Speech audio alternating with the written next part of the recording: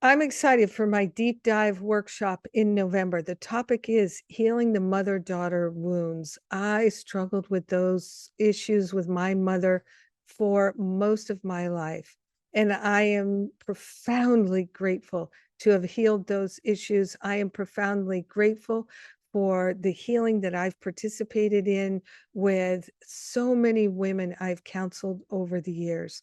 These mother-daughter issues affect the whole family.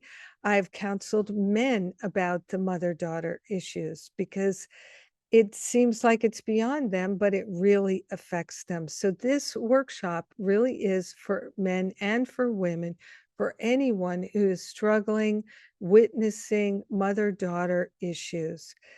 They go deep, and when we have difficulties in these primal relationships, these primary relationships, it just tears our heart out, and it leaves us feeling just tremendous despair, depression.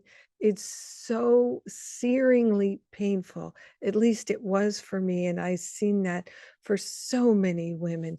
It doesn't have to be that way. We can heal these issues. I'm not going to promise you that you'll heal everything in a workshop. That would be ridiculous. But you can get real headway in this workshop and get real clarity about what is yours to do in relationship to this.